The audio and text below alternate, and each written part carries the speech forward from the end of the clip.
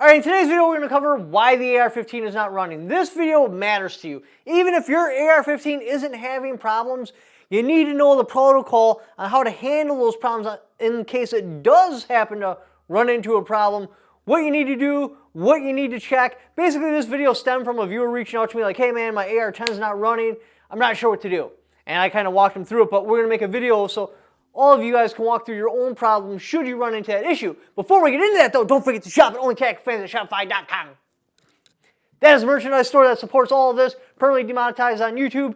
I need you guys' support there. I do have plenty of medical gear there, survival gear, MREs, tourniquets, all the crazy stuff you want. I even got the Rambo Blue Glow Stick. So let's get into it. To the Digital Board of Knowledge! Alright, so what we're covering here is if your AR-15 is not running, what's probably happening is you're getting some sort of double feed or short stroke or some sort of issue going on with the bolt not moving at the proper speed, because that's like pretty much the only moving part. There are other things like, let's say you get a light primer strike or something like that. That's something different. That's super easy to diagnose. Oh, the primer's not being struck hard enough. Is my firing pin broken? It's not broken. Well, then I need a stronger firing spring. That's it. It's pretty much handled. Or there's like some sort of grease or oil or something in the firing pin slot. Do not oil that slot. Otherwise you're going to get stuff stuck in there. You can wipe it down with like an oily rag, but don't drip oil into your firing pin hole. So we're going to go over the common issues with the DII guns, how to diagnose them, and how to fix them. Number one, the easiest diagnose you can do is you need to get a magazine. You need to load it with one round. You put that round in there and you fire it. Does the bolt stop on the bolt last round hold open? If it doesn't, it's definitely short stroking. There's some sort of gas issue or some sort of reason why the bolt is not operating at the proper speed. If it does fire and it locks back, you may have other issues. Now you can have it lock back on an empty magazine. So if it locks back on the empty magazine, put in 2 rounds, because sometimes like the bolt dragging over the top of the round may slow it down enough to where it doesn't lock back. Like if it had just enough momentum to lock back on an empty mag, it may not do it on a full mag. Now, unfortunately, you can't test that unless you hold your finger on the bolt stop while you shoot. That is how you test it with more than 1 round in the magazine. So usually, short stroking, undergassing, that's what's going on. Weak or terrible ejection, you'll normally also see that should it not lock back. Alright, so first thing we're going to check, now this pretty much isn't an issue, this was when I was growing up, because we had some trash-ass magazines. Magazines was usually the culprit on just about any firearm if it's not running properly. But we need to cross this off to make sure this isn't your problem. You need to swap to a good known magazine. PMag is where you're going to go. Why? Because they sell them everywhere. Go to your local head shop, you can probably buy a bong and a PMag there. Go buy yourself a PMag, and we're going to load it up, and we're going to try it again. If it works, inspect your old magazine. Try to figure out why. Was it a dented feed lip, bad weak spring? Could be a whole bunch of issues. Load that PMag all the way up. Maybe take 1 round out just so you're at 29 rounds instead of 30, just to make sure there's no other problems. See if it can run the whole PMag fine. If it can, then, well, you need to replace your magazines. Unfortunately, that happens from time to time. Magazines just wore out. It's why I typically number, I shouldn't say typically, I number all my magazines. Like for my SCAR, I had 1, 2, 3, 4, 5. So if there was a magazine, I'm like, oh, number 5 had a malfunction. I never had a problem because, you know, these are pretty much problems of the past. But in the past, you would. So I'd be like, all right, number 5 had a malfunction. Should I pop up another malfunction on number 5? That mag's gone. Number your magazines at the bottom. So if you have a problem, you can mentally note, hey, number 4 had an issue. Was that just a one-time fluke? Or if number 4 has an issue again, that magazine needs to go out of rotation. Next one. So I've run into this myself. Yeah, the lube you use can most certainly cause a problem. I ran into this problem because I'd see videos, they'd be like, oh yeah, the AR-15 needs to run wet. You know what happens with wet AR-15s? They're a magnet for dirt and carbon and a whole bunch of crap just sticks to all that extra lubricant and it basically turns into sandpaper or breaks inside your rifle. don't run your AR-15s wet. That's not how you want to do it. Maybe in like Iraq, well, I wouldn't even do it there because there's all that sand, but we're going to pretend the sand doesn't exist. Maybe in like Iraq where it's like 100 freaking million degrees Kelvin. I think it's like 300 degrees Kelvin there on the regular. Yeah, okay, you know what, you can have a little bit of extra magazine, a little extra oil in there, and it's hot enough to where that oil is going to have a low enough viscosity to where it probably won't have a problem, aside from the fact that a whole bunch of sand is going to stick to it. So, what do we do here? We're going to properly clean the firearm. We're going to scrub it clean, get all the old lubricant out of there, all the carbon out of there. We're going to run a bore brush through the bore, clean it completely. Look for any sort of carbon buildup on the bolt carriers, inside of it, on where the bolt locks into the barrel. Make sure there's no carbon on there. Clean it completely. Totally break it down. And now, instead of putting on whatever oil you put on there, now there are other good oils out there. I haven't tried them all. This oil I have tried. I know for a fact this oil runs great in AR-15s, especially in cold climates. That's the REM oil. I have these packets at the store. Use this wipe because then you're not over applying the oil. Wipe down your buffer spring, wipe down your bolt carrier inside and out, wipe everything down. This isn't going to put too much oil on there that's going to cause a malfunction, but it's going to put enough on there to lubricate it. After we get everything coated, we got the rails lubed. Yes, I got hate comments in the other video for calling it a rail. They're like, oh, the AR-15 doesn't have rails, the AK does. Yes, the AR-15 definitely has rails. Now, they're called rails, they're more like skids. There's 4 of them on the bolt at the 3 o'clock position, the 5 o'clock position, 7, and 11. There's skids right there. You got to have those oiled because that actually slides across and comes into contact with the receiver in that. And if it's binding, if it's dry, it'll slow down your bolt velocity and you're going to have problems. So oil up the rails, oil up everything on there, oil your spring, make sure all your old lubricant's out. Just take one of these packets. Probably keep some of these in your range bag just in case you run into a problem in the field. Wipe it down. Once you wipe it down, now we're going to try to fire it again.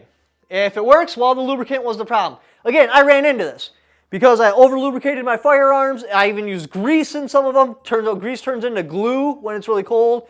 And over-lubricating it, well, now all of a sudden all the dirt and carbon and sticks to it. And I get like a magazine, it'd just be like black inside because there's all this shit stuck to it. Using the REM oil, just wiping it down, no, it still looks very clean. Nice. So, again, remove all oil, reapply new oil. If it runs, cool, you fixed it. It was a lubrication problem. Next, check the ammunition. Especially if you reload. I've ran into this too with reloading. My fucking press fell out of spec. This was with the SCAR. I wasn't smashing down the neck far enough, so I was having troubles going into battery. And I couldn't figure out, I'm like, why is this thing struggling? It's like almost a brand new rifle. What is going on here? Well, I went and bought some factory ammunition. Oh, it ran fine. Then I ultimately determined that, oh, that's what's happening, is my die somehow fell out of spec, so I had to reset the tension on my die and get it back into spec, and then it runs fine. So if you reload ammunition, this is a big one. Go and buy some quality 5.56, M193 or M855, one of those two. Buy that, try and run it again. Avoid weak 223 underpowered ammo, avoid all hand loads.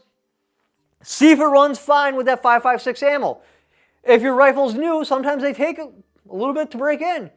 You need a little bit stronger ammo. That's what happened with the Black 13. It wouldn't run 223 ammunition at first because it had to be broken in. Well, after I lubed it up, got it all railed, ran like 100 rounds of 5.56 M193 through it, which ran totally fine. Now it would run 223. So go get yourself some 5.56. Make sure it's M193 or M855. Try it and test it. If it works fine, well, that was the problem. Your ammunition is just too soft for that particular rifle. Next, buffer spring. So we went through all that and still having problems. What do we look at next? Let's check the buffer spring. You could have too heavy of a buffer, like an H2 or an H3, or your spring could be wore out. There's really no way I know to check that if the spring's wore out or not. If the rifle's got a whole pile of rounds on there, you know, it's possible. I haven't run into a problem with a buffer spring or a buffer. It doesn't mean it doesn't exist. It's definitely on the checklist of stuff to check. So you might want to go with a lighter buffer. You can actually open up the buffers, you drive that pin out, and you can take a weight out and see if that fixes it. Don't leave it like that because then the weights are going to slam around and you're going to have problems. But just to see if it works. Take a weight out, put some newspaper or something in there to lighten it up, see if it runs then. If it runs then, well, you had too heavy of a buffer, maybe get a lighter buffer. Or maybe your spring was wore out. I'd probably try replacing the spring first, If that doesn't fix it, and then you take the weight out and it does fix it again, go with the lighter buffer. Next, we're going to check ejector. We're going to check the ramps. We're going to check new builds, break-in rounds. We've ruled everything else out.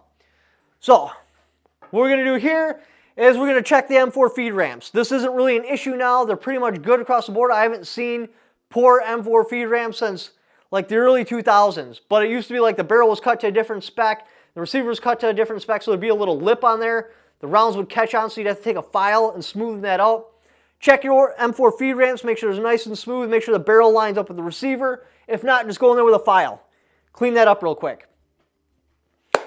Extractors and ejectors, make sure that there's not a problem there. If it's not gripping the round properly, it's going to have issues with it. It's not going to be able to pull it out right.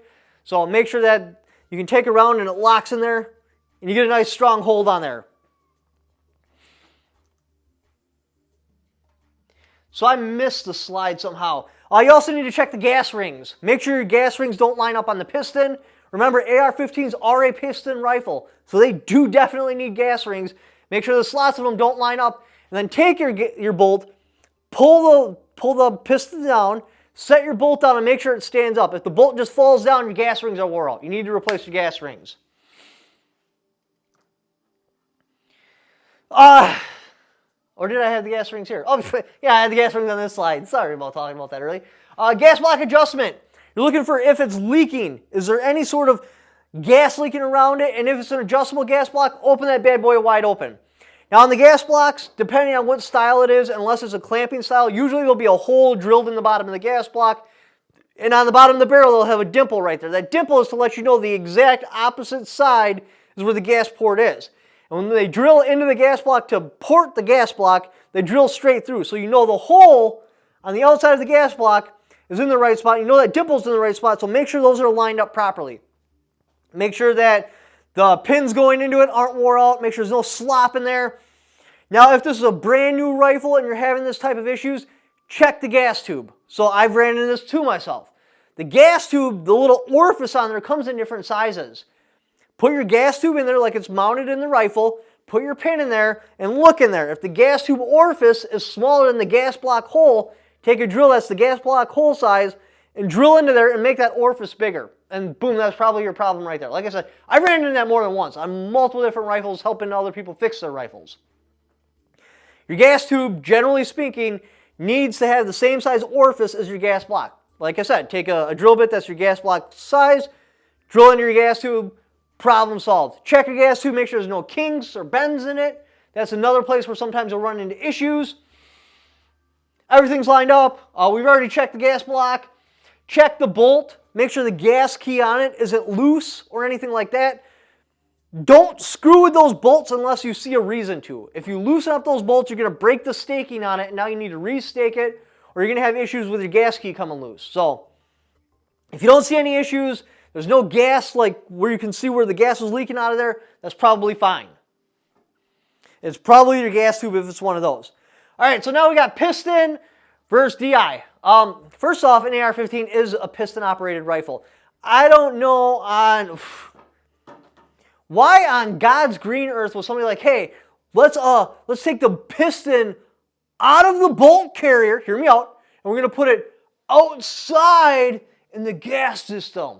That's going to rock, man. Let's do that. Let's take the piston right out of the bolt carrier where it works fine, and you get your most reliability. We're going to move it outside. We're going to add parts. We're going to add complexity. We're going to fuck things all up. What do you think, Julio? Is that a good idea? Yep. Let's do it. Let's move it. Let's get her done. Yeah, I don't understand why they would do that. I'm still just baffled why somebody would take the piston out of the bolt carrier and put it in the gas system somewhere. Anyway, so if you have a piston rifle, well, don't get a piston rifle. That's a terrible idea. Stick with a DI rifle. External piston adds weight, cost, complexity, a whole bunch of other little failure points, and it's been tested frequently. The external piston AR-15 is significantly less reliable in mud and harsh condition testing. So if you're short stroking with that, the easiest problem is, sell your piston upper and get a standard DI. That's another thing you want to do with your DI uppers, should you have an issue.